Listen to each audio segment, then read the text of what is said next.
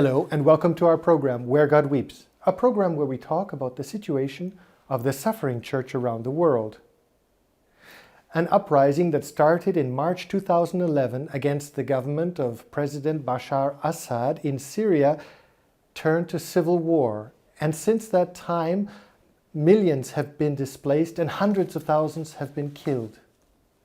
Tell us more about the tragedy for the people, for the church. It is my great privilege to welcome Beatitude Gregorius Laham III, the spiritual leader of the Melkite Greek Catholic Church located in Damascus, Syria.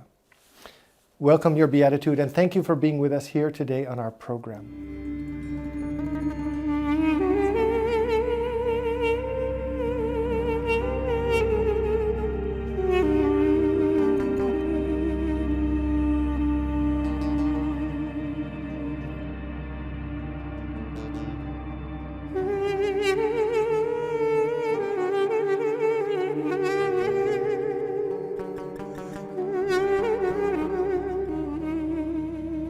Your Beatitude, Syria used to be known in the Middle East to have harmony between Christians and Muslims. Today, that is not the case. Did you ever think that you yourself, having lived your whole life there, would be witness to such a tragedy as what's going on today? Well, I would like to make the Western countries know about the situation before the crisis. I think they don't know about it. You tried to inform them before. We have to inform them before about that and to tell how pity is to be obliged maybe to change. But I am very trustful that the Syrian people is such profoundly living this situation for centuries, for 4,435 years. We were living more or less a good situation of conviviality, living together, working together in all sectors of life. And now this big danger is not only the destroying of churches, of houses, of institutions and so on, private and public one, to lose the spirit of Syria. And to this tradition of Syria, living together, Muslim, Christian, Druze, Alawite, Shiite, without sometimes there are problems, tensions, but really in all, it is a good experience of living together of different groups. So you are hopeful that what seems to be the society seems to have been torn completely apart, but you are still hopeful that it can be brought back together again. Not only again. that, in spite of this very harsh situation, many places are still living in this spirit of the old time, of the good old times. And in order to avoid these ideas of takfirism, of jihadism, of distorting the good Islam, the minister of Awqaf in Damascus wrote 2 books where they are presenting the Islam in its beautiful and right shape and not in the way how it is presented by takfirs and jihadists. Imagine, and I am now looking to build a lobby group, to think about values, how to keep the values in spite of the crisis. So that we can see a future to the Syria for tomorrow. I can say we will go ahead with our beautiful heritage of living together. And if we succeed to keep this spirit, it means a hope for having dialogue and be together between Christian and Muslim in the Middle East and especially in Europe. If we succeed, your Muslims or the Muslim in your country in Europe will change mind. If not, if the takfirists and jihadists and those fundamentalist idea came over in Syria, it means danger for all Europe. Therefore, it is interest of Europe to keep the old good tradition of Syria. You are living in Damascus. You see the pain and the sorrow of the people every day, the suffering of the people. What pains you the most? Well, I would like to say that I am accompanying the tragedy of my people. I used to live as much as possible in Syria. The whole Lent time I was for about 30 days in Syria, visiting all parishes, churches, praying, visiting the people where houses were destroyed by a mortar and people who lost one of the members of the family And I have to tell you, I experienced such a wonderful hope, and everybody told me we have miracles in this situation, how we were saved in spite of the very dangerous situation we were in. And they are, our people, the master of our courage and hope today. We give them and they give us. All our churches were full all these days in Damascus. So you can live in London like you live in Damascus, and you can live in Damascus like you live, but anytime, every place is dangerous, and anytime in every place is not danger. So that is the surprise. But you said something interesting. You said the churches are full. Full, churches, full. So the people... In spite of the fear, in spite of the fear of being bombed. Martyrs can feel just on the entrance of the church. What happened several times. Would you say the people were obliged to stay longer in the church after the end of the prayer because there were bombs outside, and after they went home, slow and peaceful. I don't know how God is giving us such a power. Would you say the faith has increased?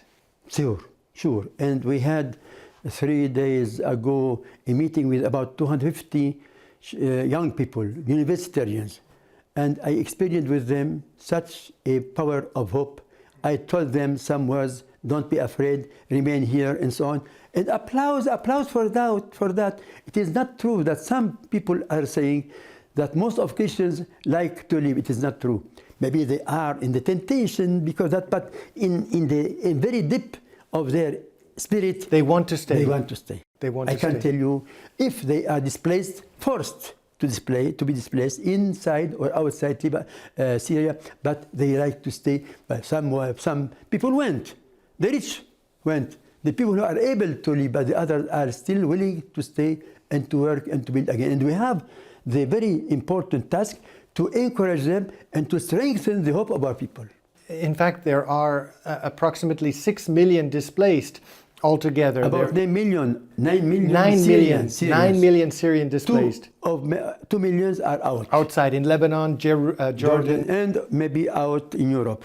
For the Catholic Christians altogether, 450,000 are displaced inside and outside Syria. But for many... Now it is interesting to note, after the liberation of Malula, after the liberation of Qusayr, I think we need to say Malula was a very Christian village. I just wanted to say... And Qusayr, mostly Greek Catholic. And now the center of Homs liberated thousands of people. 2 days after it was allowed to go in, they went in. They come back. It means they would like to stay again, even if they have one room maybe not fully destroyed, when they can live and start again, build their houses. And we hope that the government will help, that the international NGOs will help, and that the church must help. And I hope that we can have a campaign where church of the whole world will help their church to have his share to help. We have to have our share as a Christian, as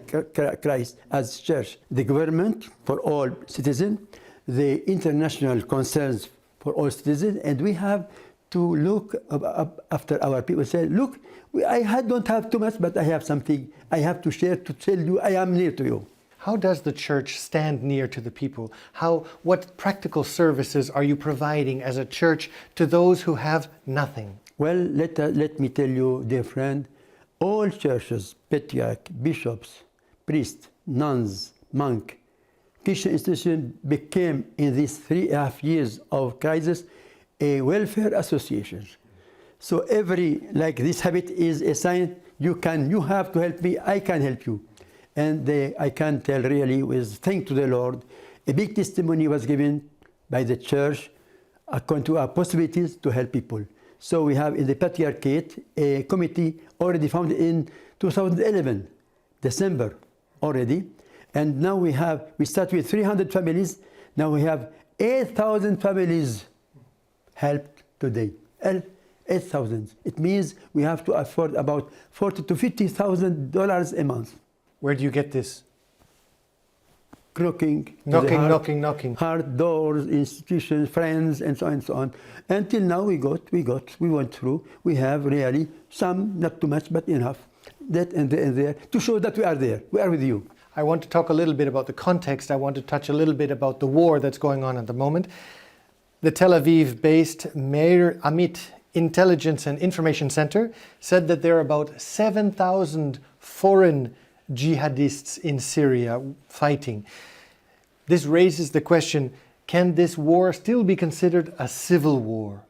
From the first moment, I said it is not a Syrian war. It is not a civil war in Syria. It is a war against Syria, coming mostly from outside. Even if the first beginning it was inside start, but it was instigation from outside. And not only 7,000 jihadists, there are 2,000 groups, uncontrollable. It means if you have 2,000 groups, at least everyone has 3 or 4 or 5. It means tens or 20,000 people are fighting inside Syria and coming from outside Syria, from many places, and send. I told them in my letter, you are not the responsible, you are victims. I love you. I like you to change your life. You are not the responsible for killing my people. The others are responsible. Who sent you? Who sent you? Who paid for you? You are only a figure. I have pity for you and have you go back home and change your life. Pope Francis prayed for Syria, prayed for peace in Syria. How important was this prayer by Pope Francis in changing the history of the war and the history of Syria? On the 7th, especially, the Holy Father Francis, thank to him from here and through the television, he spoke about Syria more than 40,000 in 1 year time. And the most important prayer was on the 7th of September in the evening, where he prayed for 5 hours in St. Peter in silence and praying.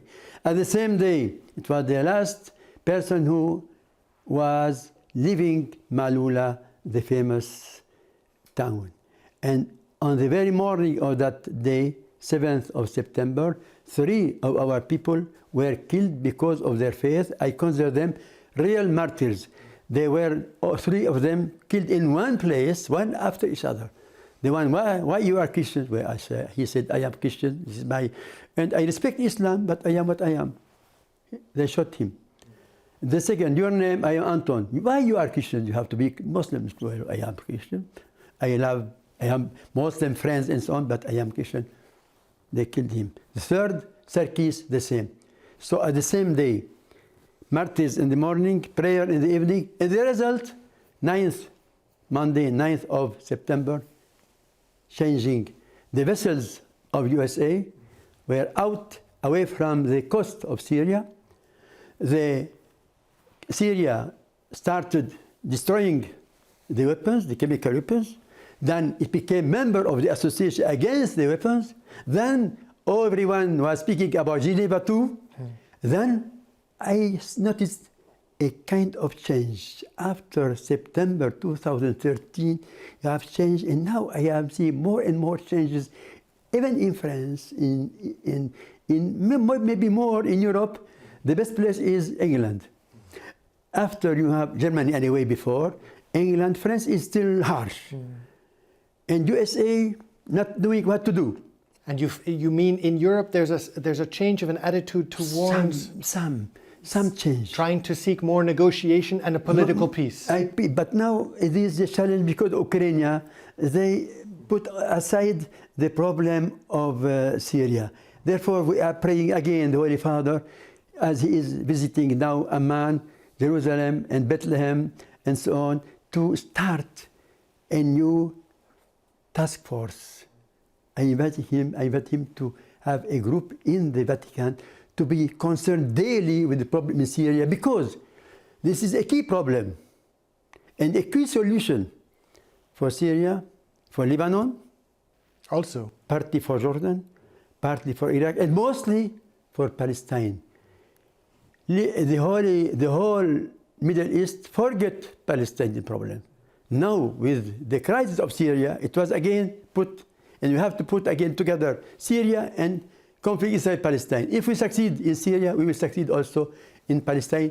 I'd like to think the next step will be more effort to have solution for the Israel-Palestinian conflict. And then it means peace for the Middle East, peace for Lebanon, for Syria, for Jordan, for Iraq, and peace for Europe, and more moderating Islam in Europe. If you like to have moderate Islam in Europe, We give must solution. We must have a solution for the Middle East. Yes.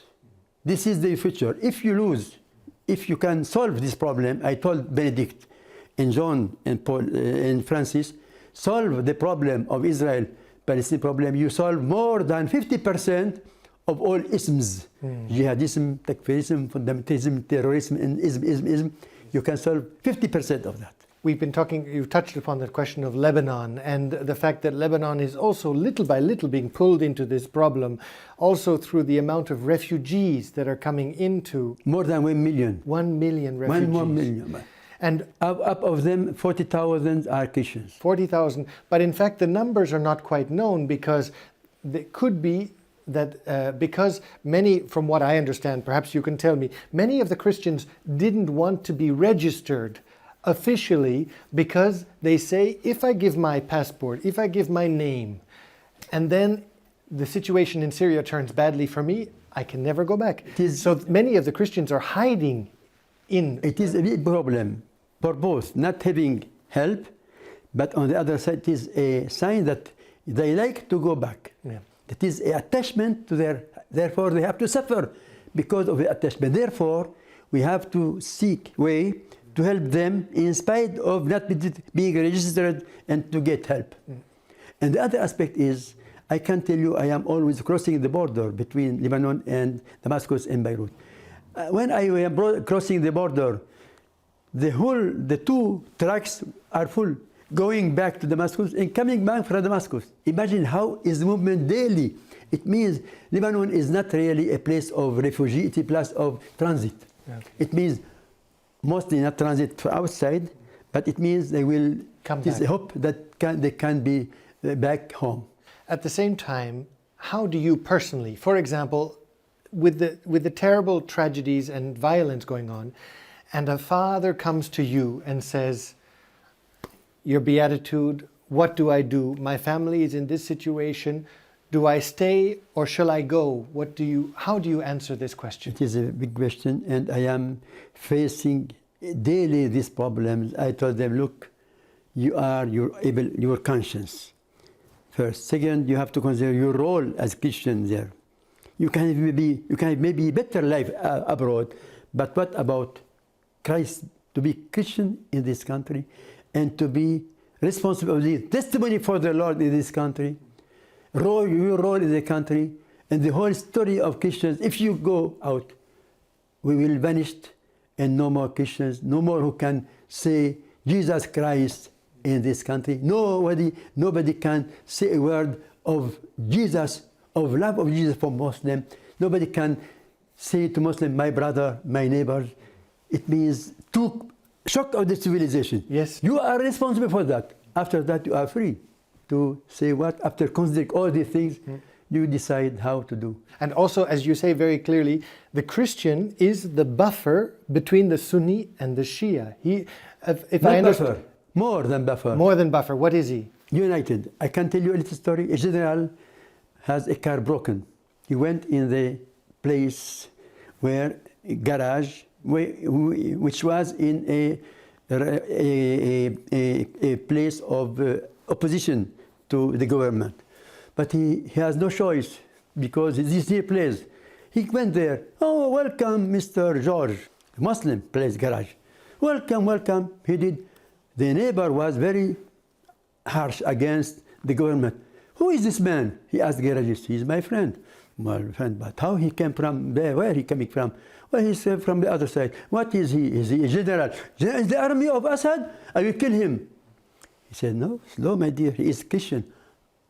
Christians, something else. They are people, the Patriarch said, we are not willing to have weapons. We don't like to fight. We like to be the group seeking reconciliation and love between Syrians. Let him go. So I saved this man through my declaration of love, reconciliation, and unity. So we are considered more than buffer. We are considered a group who can unite and help to preserve this spirit of Syria. Do you look at Iraq and you say, this is the worst of what our future could be? Well, Or how do you see the situation? they know, people they know, because we had about more than 1.5 million Christians in Christians Iraq. and Muslim in our parishes. Excuse me. All our parishes were full of Iraq, and now nobody is there. They went not back to Iraq. To Jordan, Oh, Lebanon. No, to Sweden, to Europe, Out, to out. Australia, to Canada. You had airplane, flights weekly, one to take Iraqis out. And because the Christians are educated, they get the visas. And therefore, I am really, well, in spite of the fear, danger that people were living, I am more and more confident they will stay. And therefore, we have to pray for the end of the war. And we have to pray, Europe, please stop the war and take a lesson. After 3.5 years, willing to destroy Syria, to kick out the president, the government. You didn't succeed. You have to have a real politic and that demand and give us more chance for stability. What I am seeking now in the Middle East is stability. Who can guarantee stability for me? Who is there? Not the others. I don't have any alternative. What is the alternative? Nothing. Where is the vision? Where is the other group with a special program? Nothing at all. Then I have to keep what I have with the guarantee of stability and of future. So a negotiated political solution Is the only The solution. only way. The only solution. And we have to work, Europe, to unite the opposition. For me, I call the opposition, be united and come to me.